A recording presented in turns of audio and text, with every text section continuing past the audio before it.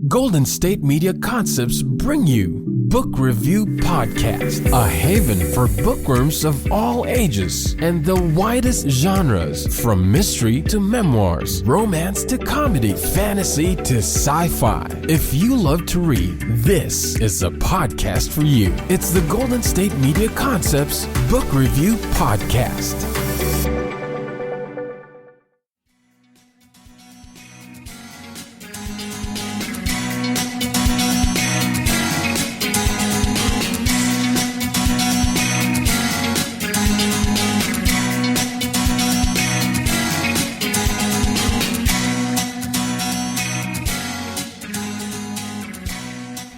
Hello and welcome to the GSMC Book Review Podcast, brought to you by the GSMC Podcast Network. I am your host, Sarah. I am excited to be here with you on this third day of January 2023, our first interview, our first episode for 2023. That is crazy. I hope that you had a wonderful New Year's. Our nephew came in on Saturday, and we picked him up at the airport at around 8 p.m. and then went down to the beach in our village here in Portugal. And there was a band, and there were fireworks on the beach, and he was a trooper because he'd been traveling forever. And there was a delay that he got stuck in Dallas for 24 hours, and so he was supposed to get here on Friday, got here on Saturday. So he'd been traveling since forever by the time he got here, and he left Montana on Thursday, got here on Saturday, which is terrible. But then he was a trooper, like I said. We went down to the beach, listened to the band, had a great time, watched fireworks over the ocean, and it's been really fun having him here. So that's what we've been up to for the past few days, which has been a lovely start to our 2023. Hope that yours is off to a great start as well. Whatever it is you maybe have been doing, hope you rang in the new year with loved ones and that your 2023 is going swimmingly so far. Today's interview is with author R.V. Minkler. We are switching to post-apocalyptic. The book is called The Redeemed. Let me go ahead and give you the description of this. One child could change the future of humanity. 11 years after a virus swept through the world, small spread-out gangs are all that's left of humanity. Vina Osborne and her mentor, Abraham Jones, lead the Tierrans through the daily trials of surviving in post-apocalyptic San Diego. Together, they cling to the daily disciplines of faith and life that keep them safe and alive. When Nate Sinclair stumbles out of a NASA-sponsored suspended animation experiment and into a world changed by catastrophic fires and pandemics, he finds his way to the Tierrans and to Vina. The miraculous preservation of Nate through all the trials of the world might be enough to keep a sterile humanity alive, but the spreading knowledge of his immunity threatens to push the surviving humans into all-out war. And so again, that is the description of The Redeemed. The author is R.V. Minkler, and it is, as you can hear, post-apocalyptic. So we've had a catastrophic event that has decimated the world population. They are trying to learn to survive in a new reality. You have the catalyst of one of the main characters, Nate, who comes into this having had an experience where he missed a lot of what happened and is trying to catch up. It's not the same situation at all, but for maybe a tiny point of reference, think, I just blanked on his name, Walking Dead, main character of The Walking Dead. Andrew Lincoln, what is his name? Rick. So think of when Rick wakes up from the coma that he's in and suddenly the world has changed. It's not that situation, but that gives you a little bit of a point of reference for someone who's coming into this and being a little out of their element. And of course, he's got extenuating circumstances that then lead to him with immunity, and he might have solutions for going forward into this new reality and this new future. And so you've got a lot of characters and character-driven plot in the book, in addition to dealing with what happens to the remaining survivors of the human race once something like this, of this catastrophic nature, happens. What happens next? How do you move forward? How do you live in a world that is completely different than anything you've known before? So that is The Redeemed, and I'm going to let the author, of course, talk to you more about it, what inspired him to write it, all those usual questions. So let's go ahead and turn now to the interview. It is, again, the book is called The Redeemed. The author is R.V. Minkler. Hi, R.V. Welcome to the podcast. Well, thank you. I appreciate you inviting me and willing to spend some time with me. Well, I appreciate you being willing to spend some time with me as well. We're going to talk about your book, The Redeemed. But before we do that, if you would please share a little bit about yourself, that would be wonderful. I would be delighted to. I'm a Christian, which says hopefully it says a lot about me. Hopefully, if you knew me, you would recognize that. I've been married for 35 years, which actually says a lot more about the patience and grace of my wife than it does about me. She is a loving and forgiving person, so I get to enjoy her company this time. We have 3 children and 4 grandchildren. I actually am a retired software engineer, and this writing the book is just kind of a passion I've had in the background for many years. And after I retired, I finally completed the book. Now, do I remember reading correctly that you worked on this book for quite a number of years? Is that accurate? That is. It was actually a dream, a very vivid dream I had 37 years ago. And it was stuck with me so strongly that I told my children, who were only like 7 and 12 at the time, parts of this dream. And my 7-year-old son drew a picture of one of the battles in the book. So it was just so vivid. And I couldn't quite escape the dream and the concept, the vision that I'd gotten. So in my mind, I kept working it out and fleshing it out. And the tale has evolved over all this time. So it's become more of a faith-based story than it started out, which was just more of a survival, dystopian, post-apocalyptic adventure kind of thing. Yeah, and can you give an overview of the story as a whole? Well, the story of the whole is basically some horrible events happen in a very short time that just pretty much wipes out civilization, society, and almost all of humanity. I'm talking less than 1% survive. And after the immediate horrible events, since everything basically infrastructure and everything is destroyed, people are starving to death and fighting diseases, and gangs evolve. Gangs. This starts to sound a little bit like those Australian apocalyptic movies,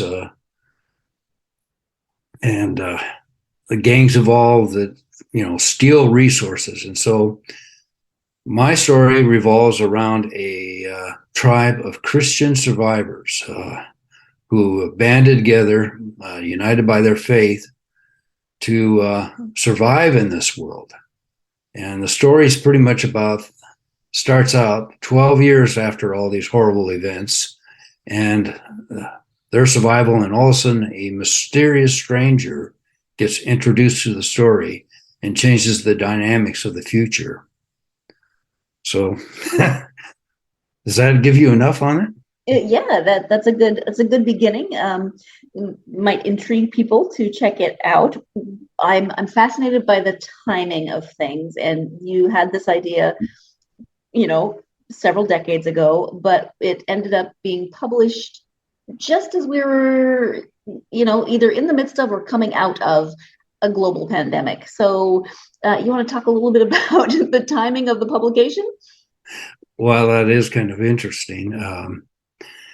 When I tried to conceive what could collapse society so fast, it came to me that we would need events that would just devastate infrastructure. We talk about the current pandemic, and you think about the current pandemic, it is an absolute miracle that we were able to get vaccines within the span of 1 year. So I think about when Stephen King wrote The Stand, or Jerry Pournelle and Larry Niven wrote Lucifer's Hammer, that they didn't have, well, I guess in Lucifer's Hammer, infrastructure got destroyed, but both of them, if their events weren't so catastrophic immediately, that there could have been some survival and some infrastructure that would remain, that would produce things like scientists being able to produce vaccines and stuff. So anyway, I came up with the concept of these global fires. Being in Southern California, wildfires was something I was rather familiar with. And it was kind of funny, just about the time I was getting ready to produce this book, we had catastrophic fires through California, Oregon, and Washington State. The residuals of those fires was drifting across the entire country. The other parts of the country, and like Oklahoma, Arkansas, were bursting in fires, and Florida, which I tend to think of as a very wet area, was bursting fires. If you had something like that happening worldwide, it would disrupt air travel and everything else. It would overwhelm our firefighting capabilities. Power lines and everything else would go down. Now, the next thing that would have to happen is something to really drop the hammer. And that was, in my opinion, a pandemic, which of course guys like Stephen King have talked about long ago. So a sweeping pandemic without the ability of medical staff and medical research and other infrastructure, even hospitals, to be able to treat it. And people are basically left wherever they are that survive the fires to deal with this. Well, of course, the easiest way to have a widespread pandemic was a respiratory illness. So it was kind of interesting when we hit this pandemic starting in 2019, that it was a respiratory spread pandemic, very easy to spread and very quick to infect people. So it was coincidence, but it's also, if you look at how such horrible events could happen, that's the way it would go, in my opinion. Sure. Now that you know a little bit more about the book and the reason behind it, we're going to take our first break of this episode, and we can all contemplate on how we would imagine if you were to write your own post-apocalyptic story. How do you imagine what the world would look like? What do you imagine would be the cause of it? What do you imagine would be the aftermath? What do you imagine humanity would look like going forward? All very intriguing questions when you think about sitting down and writing a post-apocalyptic novel. So we're going to take our first break. You think about that and more with R.V. Minkler when we return. You're listening to the GSMC Book Review Podcast, and I'll be right back.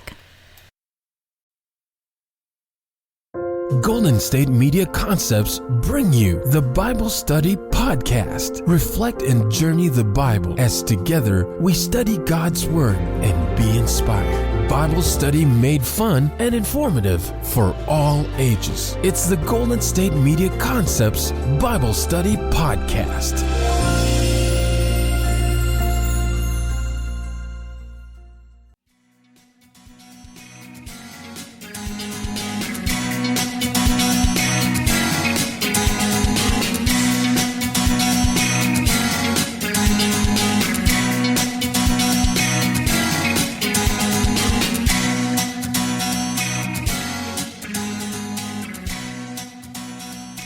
Welcome back to the GSMC Book Review Podcast. I am speaking today with author R.V. Minkler about his post-apocalyptic novel, The Redeemed. Let's go ahead and return to that interview. These types of stories are always really fascinating to think about because, you know, whatever happens within the story that eliminates infrastructure and technology and a lot of those different things, and people are left to live at a much more basic level. And they have to sort of relearn how to do things. And what's our first instinct when we have to learn something? Well, we Google it, right? Think about being back and trying to navigate this world in a completely different way. Just finding reading materials and then having the right people who could actually understand what's being said would be an extreme challenge. Yeah. So I guess I cheated a little. I had some members of a nuclear submarine who had survived all this, who had some of the technical expertise being able to help advance society again. And hopefully you would find pockets of things like solar systems and oil wells and refineries and paper mills. Just think about if you lost things like Google, how would you communicate information anymore? You would have to go back to paper and pen. And where would you find the paper if there had been worldwide fires that had just consumed anything combustible, pretty much? Right. And how would you get that letter or the information when you'd written it to whomever you wanted to send it to? Because you know there's probably not a postal system anymore, especially if there's only 1% of survivors. Probably not. Gasoline supplies, if all the refineries and gas supplies were destroyed in the fires and such, and probably terrorist actions afterwards, gasoline supplies go bad after 6 months. A lot of these apocalyptics talk about cars driving around later, and unless it's diesel, that's not going to happen. And even diesel at best would last approximately 10 to 12 years if you had the right additives. So you're down to horses, and you've truly become back to the pre-industrial age type of communication and transportation. Yeah. You know, and as we talk about this, I can imagine for me, if I were writing something like this, I might find myself very easily getting lost in all of those details. What would this look like? How would this work? So did you spend a lot of time on the world building? Did that tend to suck you in, or were you able to kind of figure out how you wanted the world to look and then move on with the story? Well, by education and occupation, I'm an engineer. So I had a lot of the basic knowledge about what is required and needed. But I did spend some time thinking about it, and I had to do research. Like I said, there are a lot of things to talk about cars existing. Well, if you look at it, gas supplies really are only good for about 6 months. So within a year, if you had any gasoline, it's no longer well enough to be able to be used. Of course, in my scenario, the roads are clogged with wrecks and rusting hulks and stuff like that. So I'm not sure you could drive around much anyway. And it's also kind of amazing if you see some of these places, like even I think around Chernobyl and stuff, if things are left unattended, it's amazing how fast nature will reclaim it, even through concrete and asphalt. And then characters, we talked a little bit about the world, but then there's quite a few different characters and viewpoints in the book. But I think some of the main ones, Vina and Nate, maybe Abe also, we can't cover everyone, but can you talk a little bit about the main protagonists and what about them is going to resonate with readers? Yes, one of my reviewers, or a couple of my reviewers, were kind of overwhelmed by the number of characters I had, and I put in the back of the book basically a list of the people and some of their roles just to help people along with that. But as you mentioned, there are three main protagonists. Vina, who is the athletic daughter of an African American man and a Caucasian woman, Scandinavian descent, and her protector charge, Pastor Abraham Jones, who is a former Marine and skilled in martial arts and defensive and offensive techniques. So together, they're the ones who really survive. And Venus starts this journey when she's only like about 12 years old. So when the book picks up, she's 23, 24-ish. And they are mainly a tribe of Christians, as I said, mostly women, with the introduction of a few men, Pastor Abe being the previous leader, and the men from the nuclear submarine. They are what remains. They are constantly guarding against gangs, ruthless gangs, which are almost all men, that would prey upon them. And all of a sudden, a stranger gets introduced. Now, Nate. Nate is the future love interest of Vina. And he has been isolated. I won't drop all why he has been isolated all this time, but he drops into the story 11 years after the horrible events. And he is completely overwhelmed by the changes because he's been in such isolation that he can't understand the world he's coming into.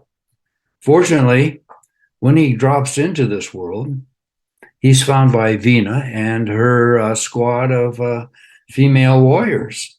And they show compassion and mercy and grace upon him and take him to Abe. And the story continues about the development of personal relationships and intimacy between Vina and Nate, because Nate is also approximately 24, 25 years old. Now, in this new world, there's a lot of dynamics of different roles. All of a sudden, this tribe, which I called the Tierrans at first, is primarily female-led. Again, that had to do with the early survivors. There were males, but they got killed off in gang warfare, and the Abe has guided these female, mostly young girls, into training to make them a defensive force and able to survive and continue. And so there's kind of a flipping of the typical roles where they are the dominant leaders, and they're generally mistrusting of any new men because of their experiences with the gangs. So they have those struggles. They try and work that out, and it takes Nate a while to win their trust and become basically a valued member of the tribe. But at the same time, this working together, this training together, develops a familiarity and an intimacy that matures. So despite all the obstacles, a desire for companionship and intimacy allow things to grow and move forward. Yeah, and as you were talking, I was thinking that oftentimes post-apocalyptic books such as this, they focus a lot on the struggle and the hardships, and of course that's present here, but you take the approach of there being a lot of hope within this story. Can you talk about why you wanted to make it a book about both hope and faith? Well, as I said, I'm a Christian, and hope and faith are really the foundations of our belief. There's a hope that God wants to bring about good for those that He has called, and our hope in Him is there will be a better tomorrow. Things will always be rough. He doesn't promise to make things easy for us, but He's always working for our good. I used to get a kick out of an old Garth Brooks song, I Thank God for Unanswered Prayer. How many times have we prayed for something that really wouldn't be in our best interest? And so these survivors are going through terrible trials, but they have hope, they have faith that things will get better, and eventually that is rewarded. It's the timing that's so hard for us as mortal beings to deal with. Mm-hmm. Yeah, we're not the most patient of of creatures. Me in particular. We'll have to all be patient because it is time for the second break of this episode, so you'll have to stay tuned, but we will be right back. You're listening to the GSMC Book Review Podcast. Tired of searching the vast jungle of podcasts? Now listen close and hear this out. There's a podcast network that covers just about everything that you've been searching. Hey! The Golden State Media Concepts Podcast Network is here. Nothing less than a podcast bliss with endless hours of podcast coverage. From news, sports, music, fashion, cooking, entertainment, fantasy, football, and so much more. So stop lurking around and go straight out to the Golden State Media Concepts Podcast Network. Guaranteed to fill that podcast itch. Whatever it may be. Visit us at www.gsmcpodcast.com. Follow us on Facebook and Twitter, and download us on iTunes, SoundCloud, and Google Play.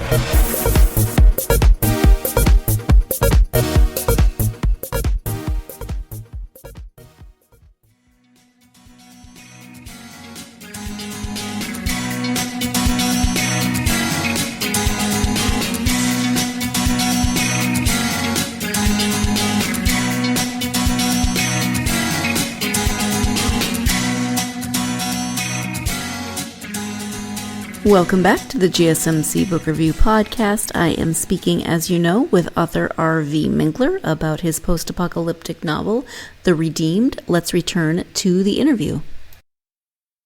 Would you ever return to this world? There's, a new generation toward the end of the book. Would you return to their stories? That was my plan, to talk about the next generation. And the next generation needs to go out and find other survivors and their generation, because they need that for growth. But it also will involve a little bit of the human nature. One comment I got from a reviewer is, this seems a little Pollyannish, this tribe. And my response is, well, it's forced Pollyanna, because if you were expelled from the tribe, that effectively was a death sentence. There's no way to survive without being in the tribe. You're vulnerable to the world, an untamed world, and gangs. So if you're outside the tribe. Now, the next generation, things have improved, and all of a sudden, they're not in constant mortal danger all the time. And I felt that not only will they have their own growth and bonding, but there'll start to be some schisms that will form. Sadly, I've been in churches where they have schisms. Someone thinks something should be done differently, and that can lead to a breakup of part of the congregation. That is human nature. So that would be the next episode, or the sequel to the current book. Mm-hmm. Yeah, life and community, regardless of what that community is, can be very difficult. And so, even once you're past some of the big major struggles that present themselves in this book, you still have life and community. And how do you work through those struggles? Exactly. Yeah. That's exactly right. Yeah. And even though you say we share a faith or a hope or everything else, there's still that tension and, I guess, need for self-validation or aggrandizement. I even covered a small episode like that in the book. And it can happen over the silliest things, like what color should the carpet be in the sanctuary? That's right. Do you have to wear ties in church or not? Exactly. So in terms of the sequel, is that something that you're working on currently, or is that in the future? Sadly, that's going to be in the future. I have to confess that I had to self-publish, and by self-publishing and getting publicity, I had to withdraw some money from our savings. Now, I don't feel it's fair to my wife or our plans together for me to continue to do that unless I could recover that money. And right now, that's going to take a while. So it's hard for me to continue and produce a sequel with the prospect that I would have to be paying additional funds out of our own pocket just to do that. Sure. Yeah, that's fair. When it comes to writing, though, and of course, you can still write whether or not you decide to publish that for whatever reason. But when it comes to writing, what do you think maybe drew you to the post-apocalyptic genre? I mean, obviously you had the dream, but is that a genre you're drawn to when you read, or would you have written in that genre without that dream? I guess I am drawn to that genre because certainly I have always enjoyed books like The Stand or Lucifer's Hammer. More recently, you have the Hunger Games, of course, and I'm trying to think of the other one that was based in Chicago. I'm going blank right now. That's a terrible thing to happen. Divergent? Yes, thank you. Divergent. Mm-hmm. So I have found those interesting. I also happen to like detective stories, but I'm not sure that I would be very qualified to write something like that. And historical fiction, Ken Follett's Pillars of the Earth, I thought was a fantastic story. Gave me a new insight on the plague and all. So which I guess in a way tempered some of my writing of my novels. So yeah, you could say I have a lot of interest in dystopian stories. Sure. Maybe it's a disgust with civilization society now. After watching the political processes the last several years, I could understand why I would feel that way, but never mind. It's an interesting, but it's an interesting concept to just think about all of the what ifs, right? Yes. Yeah. So in terms of your journey toward writing, and it's been your own path, and it maybe has taken a while, but do you have advice for people who are maybe considering wanting to write? Oh gosh, I have a whole huge list if you were willing to hear that much. Frankly, I know some people like to write longhand. There might even be some people who like to write with a typewriter. I get a laugh out of that scene in Love Actually, where the guy's typing by the lakeside and the breeze comes and takes all his papers and puts them in the lake. Yes. I would strongly recommend that if you're not comfortable with computers and document generation software such as Microsoft Word, take classes and become comfortable, because you'll be able to save, you'll be able to work with it. There's some really great grammar review softwares. I personally like something called Grammarly. They have a free version, but there's a small charge for an expanded version, which I found worthwhile and helps you write a better story. One of my problems is I tend to use the same words over and over. If I did a search for a particular word throughout my volume, I'd see all of a sudden I had like 150 instances of that word. I said, I need to find some synonyms. I would always recommend when you feel like you've got it is to get some professional reviews done. Find things. I've certainly had friends and family help me review it, but a professional reviewer might find things and be willing to be a little more creatively critical without worrying about hurting your feelings to help you find some story shortcomings. And there are a few online classes that would help you prepare for it. One of my mentors is Eva Shaw, and she has an online class, How to Make Money from Your Writing, which is very cheap to take. And there's another one, Manuscript Publishing for Novelists, a feed-paid course that I thought was very worthwhile, and it's taught by Emily Harstone. So there are things around that I think will really help you. Yes, absolutely. And I had Eva on the podcast not this past summer, but the summer before last, I think. So yeah, she's great. I've received a lot of benefit from working with Eva. So I'm fortunate because we happen to live close by. So Very good. I knew her before I started doing this writing. That helps. Yeah. Sometimes it's who you know. Yes, it is. I always like when there are connections when I speak with authors and they mention other authors that I have spoken with or am familiar with. And I don't know, I just like those connections in the book world and my own tiny little place within those connections.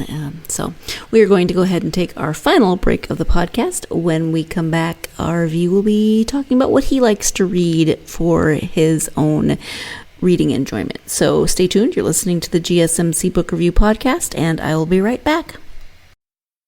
Golden State Media Concepts Sci-Fi Podcast. Together we dive into the world of sci-fi and science fiction. From episodes of Star Trek, Star Wars, to The Walking Dead, Resident Evil, all the hot new science fiction movies from the back doors of Marvel or DC. The Golden State Media Concepts Sci-Fi Podcast. You'll never look at science fiction the same way again.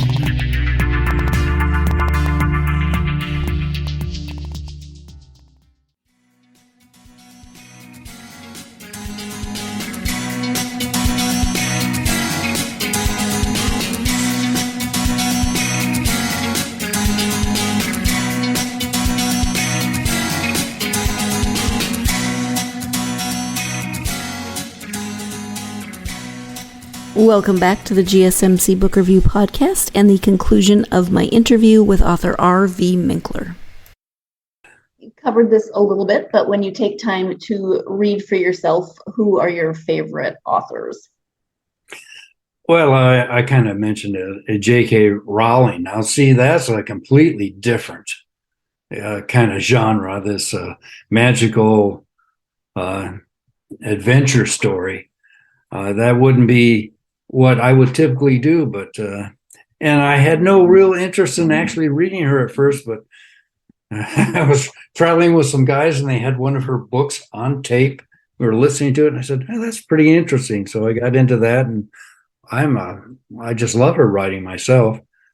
Suzanne Collins, Stephen King, Ken Follett, Michael Connelly. I liked almost everything from Michael Crichton, and of course Larry Niven and Jerry Pournelle. All right.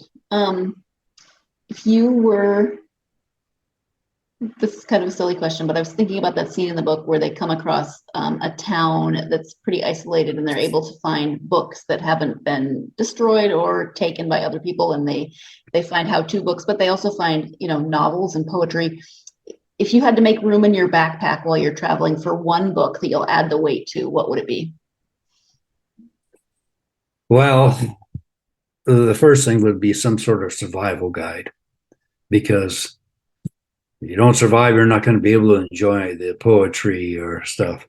If I had enough room to take just something for pleasure reading, I know this sounds silly, but The Stand, I just love The Stand. I've bought that several times, including the expanded version. I guess that's why I wrote the story I did in a way. It's kind of similar in that sense. But of course, the Bible and the Word of God is absolutely essential. After the immediate human needs, the spiritual and cultivation of a good society would benefit from that. And of course, the story of the Bible also has a lot of horrors in it, and it teaches you what happens when things go wrong. So, yeah.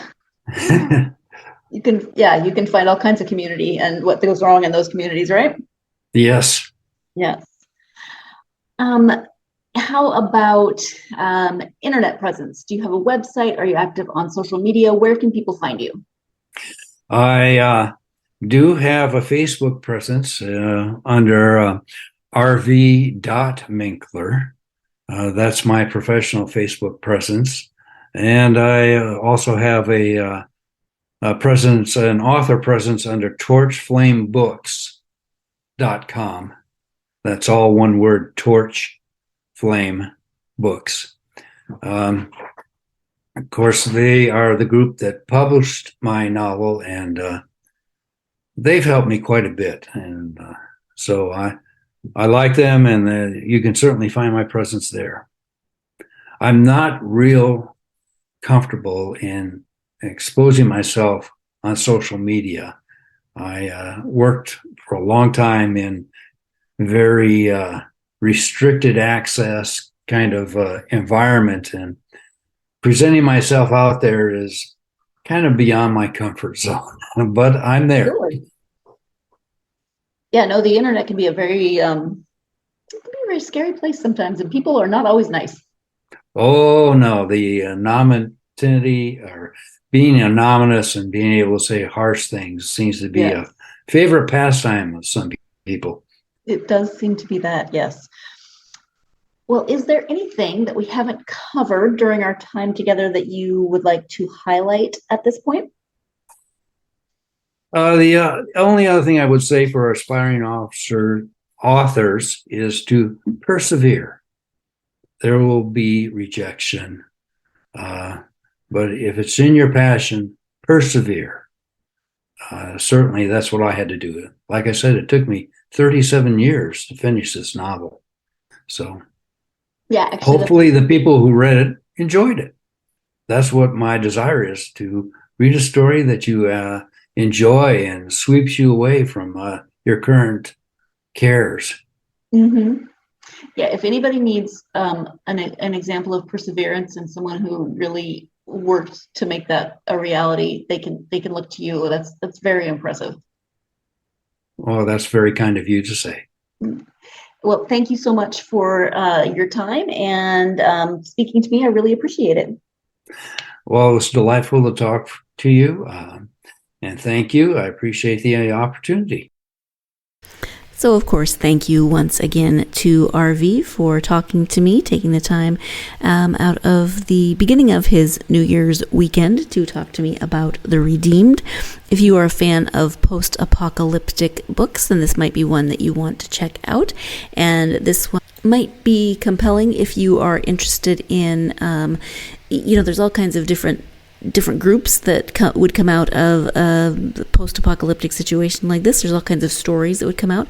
If you are interested in what a community of faith might look like in this situation, if that is, if you want a different perspective from maybe some other post-apocalyptic stories, then this might be one that you want to check out specifically because it is told from the point of view of a faith-filled community, and what that looks like, how that shapes their existence, how that shapes their interactions with the people that they encounter, etc. So that might be a reason for you to check it out over some other post-apocalyptic stories, or maybe you check out all of the post-apocalyptic stories. That is completely up to you. But put this on your 2023 TBR if you are interested in this particular story. I cannot believe we are now 2023 to be read list.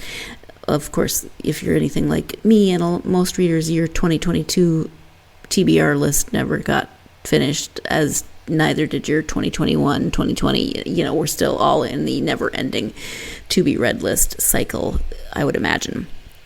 At any rate, thank you to RV for joining me. Thank you, as always, to you, my listeners, for joining me. I hope that you will come back for the next episode. I will be speaking with author Donna Gordon. We are talking about her book, What Ben Franklin Would Have Told Me. And yes, there was a long pause there as I thought and double-checked that I was making sure I got the title exactly right. What Ben Franklin Would Have Told Me. So I'll be speaking with Donna about that book on the next episode. So please join me for that. In the meantime, you know what's coming next. Please like, subscribe, follow on whatever podcast platform you listen to this podcast on. That way you always know when episodes come out.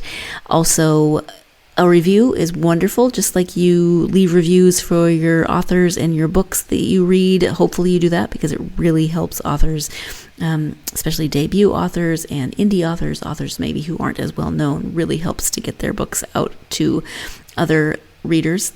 Leaving a review, whether written or starred, helps to get this podcast out to other readers and listeners, and then those books too, hopefully, and we can support the authors that make their appearances on this podcast.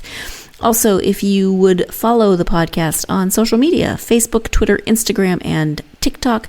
Love hearing from you. Come, check out the posts, but also interact with me. Let me know what you're reading. Let me know what you think of interviews. If, you've heard of the author, if you've heard of the books, if you've read the books, all of those burning questions that I love to hear the answers to. In the meantime, 3 days into 2023, I hope it is treating you extremely well. I hope you're having a great year so far. But of course, my wish, as you all know, is that 2023, or if you don't want to think that far ahead, the next month, the next week, the next day, gives you plenty of time to get yourself lost in a good book. Thank you so much. You've been listening to the Golden State Media Concepts Book Review Podcast, part of the Golden State Media Concepts Podcast Network. You can find this show and others like it at www.gsmcpodcast.com. Download our podcast on iTunes, Stitcher, SoundCloud, and Google Play. Just type in GSMC to find all the shows from the Golden State Media Concepts Podcast Network, from movies to music, from sports to entertainment, and even weird news. You can also follow us on Twitter and on Facebook. Thank you, and we hope you have enjoyed today's program.